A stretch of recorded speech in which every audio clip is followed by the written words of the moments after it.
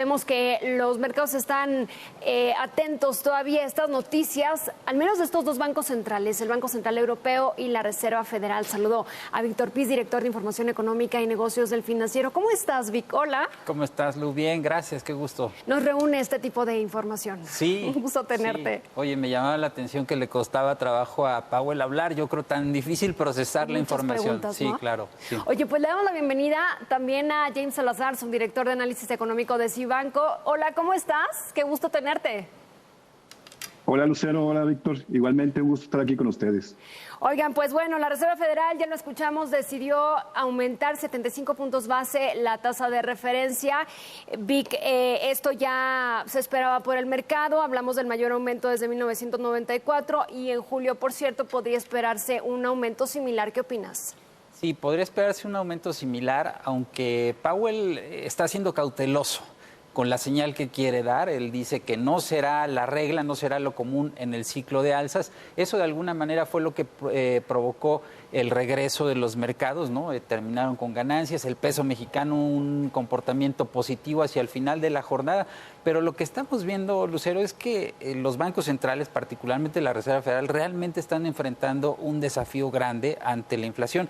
Las condiciones y los escenarios eran muy diferentes la semana pasada, hasta que llegó el viernes en la mañana, se conoce el dato de inflación en Estados Unidos, el 8.6% de mayo a tasa anual, que rebasa las expectativas, y no solo eso, Lucero, sino que echa por tierra esta idea de que la inflación en abril ya habría tocado su pico. Entonces, obviamente, ahí fue cuando empiezan a fortalecerse las expectativas de que viene una decisión fuerte de la Fed, que se está consolidando hoy con este anuncio. Finalmente hace bueno el pronóstico de los mercados, y sí queda la duda de qué puede hacer. Probablemente en julio actúe en el mismo sentido, con otros 75 puntos base, no lo sabemos, va a depender de la información, pero sin duda las señales de un manotazo en la mesa de la Fed, de que no va a tolerar una inflación alta. James, ¿qué opinas de este aumento de 75 puntos base? ¿Cuál es tu pronóstico para la tasa de referencia de Estados Unidos, al menos en el segundo semestre de este año? Sí, aquí coincido con Víctor y bueno, el mensaje fue muy claro de la Reserva Federal. Eso que a Powell no le gusta cambiar mucho su discurso, pero las condiciones, como lo mencionaba Víctor, a raíz de la cifra de inflación lo hicieron moverse. Y bueno, y es muy claro en el sentido de la trayectoria, quizás es el punto todavía más relevante, o sea, en el sentido de hacia dónde ve el Comité de Política Monetaria los niveles de tasa de interés de fondeo para cierre de este año, el próximo y el 2024. Y en ese sentido, la Reserva Federal considera que podría cerrar el 2022 en un nivel de 3.40. O sea, la tasa de fondeo ahorita está en 1.75. Esto implica otros 175 puntos base. Si queremos hacer una comparación con la estimación previa que era en marzo, el funcionario más hawkish era el presidente de la Fed de San Luis, James Bullard, y él decía que podía cerrar en 3.10. Ahora el 3.10 es el funcionario que está más optimista en la reunión del día de hoy en la Reserva Federal. Para el próximo año incluso todavía vamos a estar pensando, o la Fed tiene pensado seguir incrementando los niveles de tasa de fondeo, llegar a 3.80, y quizá ya esto le permitiría en el 2024 empezar a hablar de posibles recortes moderados, pero al final de cuentas reducciones. Y todo esto es por la incertidumbre en torno a la inflación, como bien lo comentaba Víctor. No es una tarea fácil, nadie sabe qué va a terminar pasando. Lo que es una realidad es que constantemente seguimos ajustando los pronósticos de inflación. Vic, ¿se podrían esperar aumentos de hasta 100 puntos base? Lo mencionó en su momento JP Morgan. No creo, también fue uno de los mensajes velados de Powell, tratar de, dentro de esta situación caótica de inflación, tratar de dejar ese mensaje de que no va a ser muy agresiva la Reserva Federal. Nunca en la historia ha dado un incremento de 100 puntos base, pero bueno, siempre cabe la posibilidad, ¿no? Creo que cuando menos como señal, varios analistas lo consideraron. No creo que se vaya a ese extremo, pero sí va a mantener la Reserva Federal la mano firme. James, Powell dice que no tratan de inducir a una recesión, que su objetivo principal es llevar a la inflación a este 2%, mantener un sólido mercado laboral. Pero los mercados, te pregunto, ¿qué ánimo tienen? ¿Ven un escenario para recesión? Vimos que Wall Street ha registrado importantes caídas en los últimos días. Sí, el mercado se mueve constantemente. A raíz de la cifra de inflación, se posiciona en la esquina del peor escenario.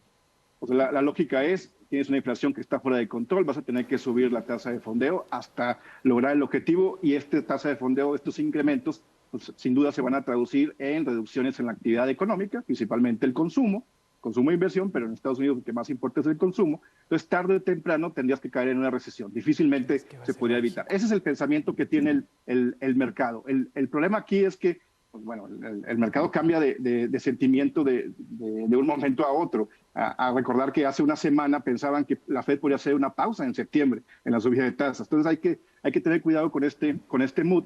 Y el punto es, aquí lo relevante es monitorear sobre todo los indicadores económicos.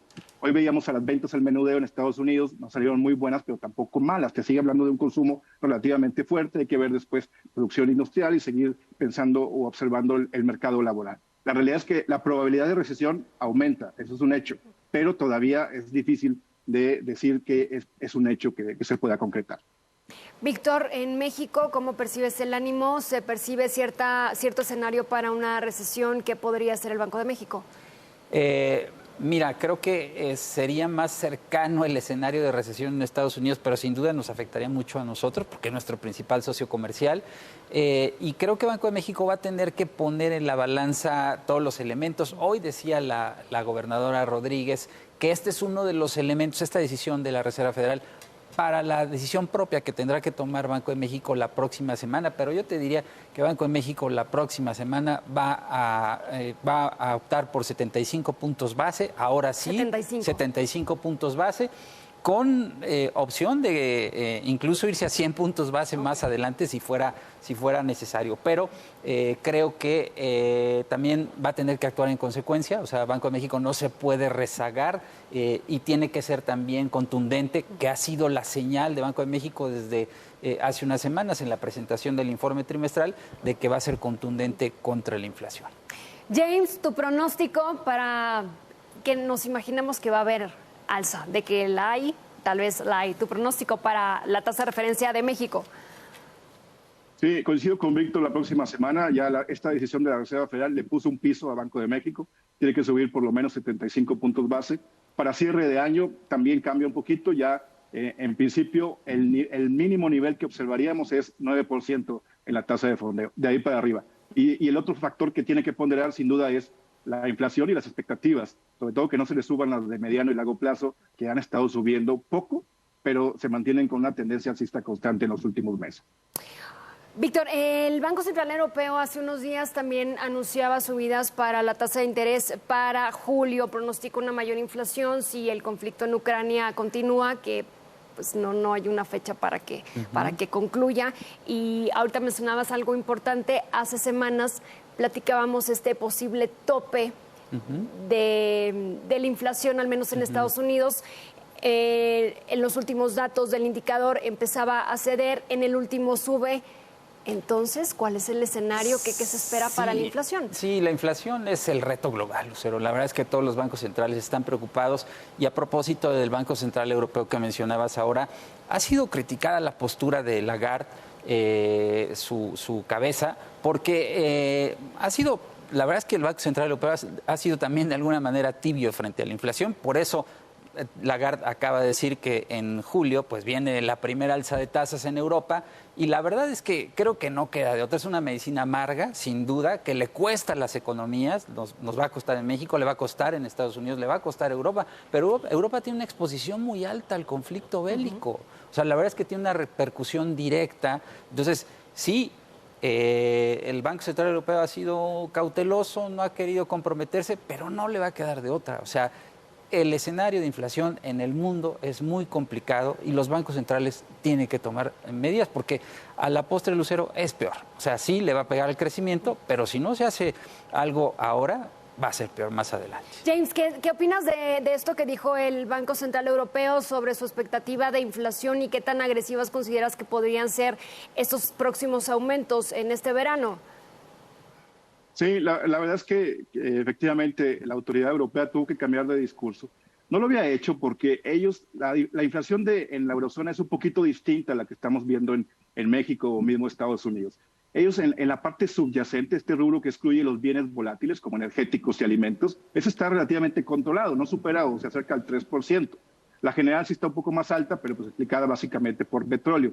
Pero sí, digamos que no le quedó de otra, porque efectivamente el problema es que empieza a haber contaminación en otro tipo de precios, en otro tipo de bienes y servicios. Entonces, lo que orilló a Christine Lagarde a tener que comprarle lo que ya el mercado estaba anticipando y empezar a hablar de subidas de tasas en la próxima reunión, dejar ya las tasas negativas, porque hay que recordar que también tienen una tasa de referencia de depósitos en menos 0.50, o sea que ya a partir de septiembre cambiarlo y en principio concluir el programa de compra de bonos. Aquí el problema que tiene la eurozona es que a diferencia de otras economías, pues ellos son varios países, entonces hay dificultades en la periferia. Ya veíamos hoy la reunión de emergencia, porque hay algunos inconvenientes en Italia, en España, en Portugal, en sentido estricto, porque lo que están observando es incrementos muy fuertes en sus tasas o en sus riesgos país, o en sus primas de riesgo, y pues esto lo que quiere evitar el Banco Central Europeo es que se vuelva o se pueda convertir en una crisis como la que se observaron en 2010,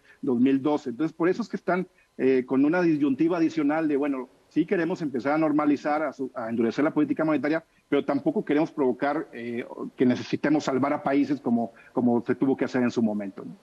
Esto que mencionas es importante. Los bancos centrales están tomando decisiones justamente entre dos dilemas, la inflación o el crecimiento económico, ¿no? Víctor, ¿qué opinas sobre la capacidad de estas grandes instituciones? ¿Qué les queda por hacer si continúa la inflación al alza?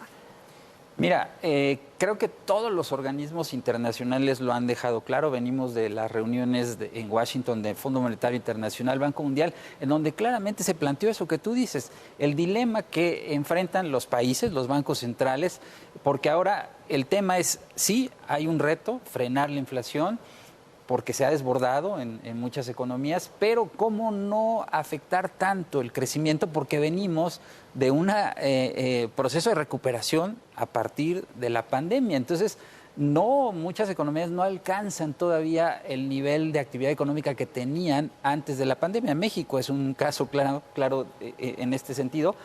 Y obviamente sí, es una disyuntiva, es un dilema para los bancos centrales, pero creo que no tendría que haber dilema. O sea, hay que combatir la inflación, sin duda, porque es un impuesto muy regresivo para toda la sociedad. Entonces, nos está afectando a todos. La verdad es que es un problema global y creo que los organismos también multilaterales deben monitorear, deben estar cercanos en la colaboración con las economías, con los países, para tomar medidas que ayuden a que este choque de inflación pues tenga el menor impacto posible y sea lo más rápido su tránsito, que no va a ser fácil, la verdad es que va a durar mucho, y seguir actuando. James, ¿qué opinas justamente de este dilema? ¿Inflación o crecimiento económico ante las decisiones de los bancos centrales? Y también te pregunto qué pasa o qué pasará con las expectativas de crecimiento económico mundiales. Sí, la realidad es que a pesar de que es una discusión constante, la evidencia empírica muestra que no debería de haber este dilema. ¿Por qué? Porque el tema de la inflación, las implicaciones que tiene para el crecimiento y desarrollo económico negativas son mucho mayores que cualquier afectación que pudiera tener, si es que la hay, porque a veces hay duda incluso de que pudiera tener afectaciones en la economía real, la política monetaria, y sobre todo porque tiene efectos rezagados. Entonces, no debería de haber ese dilema. Debíamos estar enfocados o concentrados en básicamente esta lucha contra la inflación. El problema es que hay un tema político que generalmente se termina involucrando, y por eso es que vemos incluso a los gobiernos tratando de actuar para cómo ayudar o supuestamente ayudar a este control de precios, o al menos a reducir las expectativas de presiones inflacionarias. Ahora, la expectativa, lo que seguimos observando efectivamente son recortes al crecimiento, las dudas que sigue habiendo en términos ya lo observamos con China, con sus medidas de confinamiento, sigue abierto el tema de la guerra en Ucrania, los precios energéticos altos, commodities, como los productos agrícolas, otros metales, y todo esto sigue minando en la confianza del inversionista y del consumidor, y esto provoca un retroceso en las expectativas. Lo veíamos hoy con la Reserva Federal, que volvió a recortar la del crecimiento del PIB. En el caso de México, seguramente vamos a observar quizá en un futuro inmediato algunos ajustes, ¿Por qué? Porque gran parte de nuestras expectativas están fundamentadas en el desempeño económico de Estados Unidos. Y si este desempeño se está viendo mermado, en automático tendríamos que hacer algunos ajustes a la baja, porque el mercado interno, que básicamente está liderado por consumo, porque la inversión en México está paralizada, pues difícilmente va a sostener los ritmos que estamos anticipando actualmente.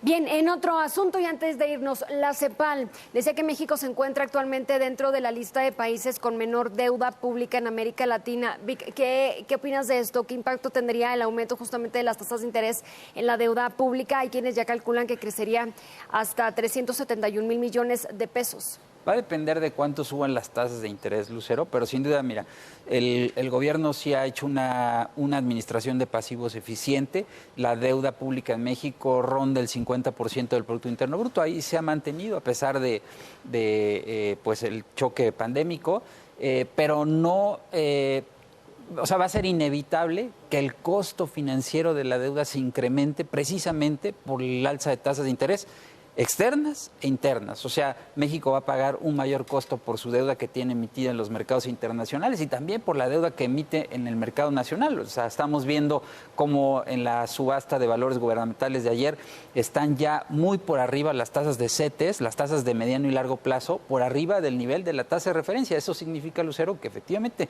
el gobierno, si quiere que le compren deuda, pues va a tener que pagar más y eso inevitablemente le va a tener que repercutir en el presupuesto, es inevitable. Bien, pues ahora nuestra atención estará en el Banco de México. Esperamos la próxima reunión de política monetaria. Si nos lo permiten, nos volvemos a reunir aquí. James Salazar, gracias por la comunicación. Víctor Piz, un gusto tenerlos. Gracias.